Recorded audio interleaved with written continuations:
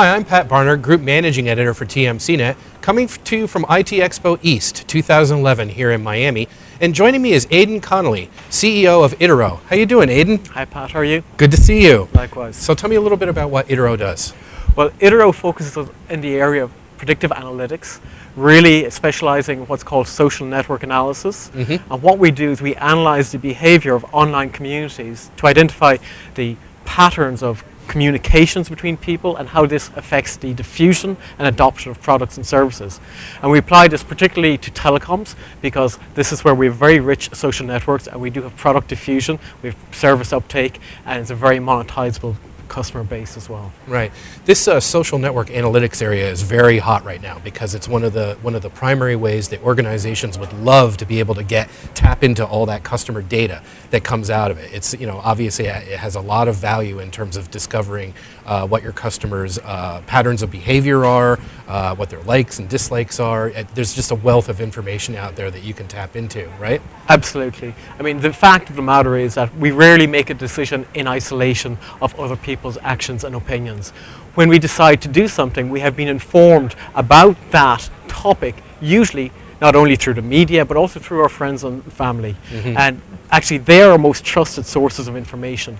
So when you have a connected customer base, you can see what decisions are being made and how products are being diffused through a customer base. If you can tap into that, you can really drive your cross-sell, upsell, and drive, customer acquisition and reduce churn. Right. Okay, great. Yeah, there's obviously some challenges with it as well, though. For example, a lot of social networks now, there's the whole thing about privacy, people being able to turn on their privacy settings and whatnot, and there's probably going to be some upcoming regulation in this area as well. I mean, it's starting to come to the fore now. Tell me a little bit about how that impacts your business model. Yes, well, I mean, we do work all over the world, and each jurisdiction has different approaches to this whole data protection, data privacy. Right. We do find that it is an issue. However, when you're looking at an enclosed customer base, normally the owner of that base, whether it's a telecoms operator or social networking site, they do have the right to analyze the data. It's how you use that data later on. Right. So, for example, Pat, I can look at your social network and I can decide that you might be a good target for, let's say, a new handset. But I can't say to you, this is typically in Western democracies, I can't say to you, listen, Pat, I know that you might be interested in buying the new iPhone because your friend Tina and Tony and John, they all bought it. So we can give you the proposition, but we can't say exactly what might be driving the data analytics behind it. Okay.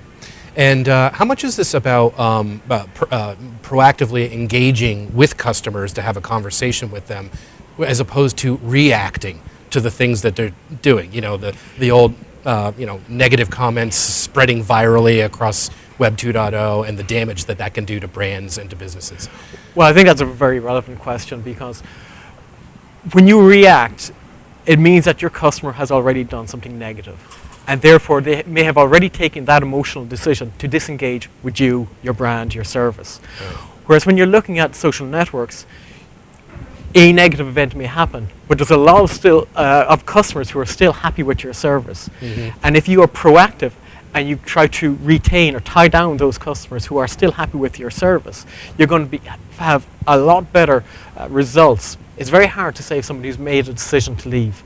Whereas if somebody's happy, but likely to be influenced by somebody who's not happy, it's easier to save the happy person. And therefore being proactive through social network analysis is a very important aspect of this. Okay, great.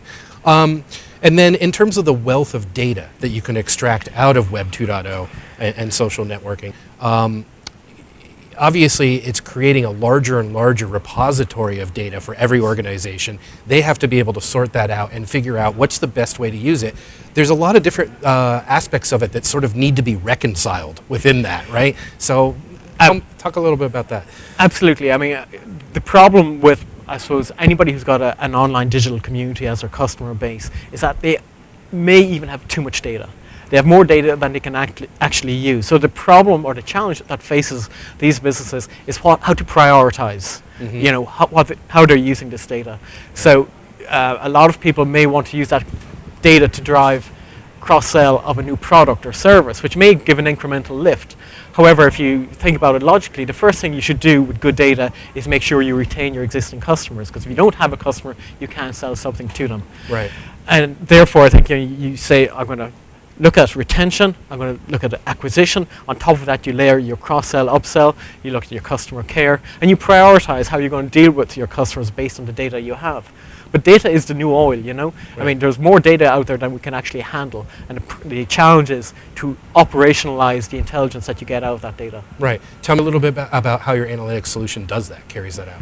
Well, I mean, as I said, you know, we analyze the communities that belong to our customers, and then we identify the people who are likely to adopt a particular product or service or churn. And then our customers take this information and they feed it into their call centers or into their CRM strategies, so that people are either being proactively targeted with offers to retain them or to drive the adoption of a new product or service. And it plugs very nicely into existing platforms, into CRM platforms. You know, it's platform agnostic. You take the data from our system, it plugs nicely in, and then you can drive your campaigns, your customer care, your cross-sell, upsell from that. Right, okay, and just to be clear, this is a single software analytics solution, correct? Absolutely, yeah, yes, and it complements your existing analytical solutions that you might have and plugs in very nicely into your CRM suite. Right, okay. And just quickly, just tell me about a couple of the key features, feature sets that, I mean, ease of use is a key factor. I mean, you can't have a very complicated interface in order to be able to do this, because you don't want to spend that much time to do it. You want to automate it as much as you can, right? So. Absolutely. I mean, our platform, it's very, very simple to deploy. You can do it either, you know, in your own data center or through our software as a service offering. But all the complex analytics are kept within the software platform. It's really a question of the customer feeding in the data, the analytics coming out, and then the customer acting on the analytics. You don't need to have a PhD in statistics to use our platform. It's very, very simple to deploy and gives you very actionable outputs. It doesn't give you something that you don't know what to do with. It's very clear. These are the people who will buy this product. These are the people who are likely to leave your customer base in the next 30 days. Do something about it. Okay, great. Thanks very much, Aidan, for your time. Thank you. We've been talking to Aidan Connolly, CEO of Idiro, and we're coming to you from IT Expo East here in Miami. Thanks again for your time. Thank you, Pat.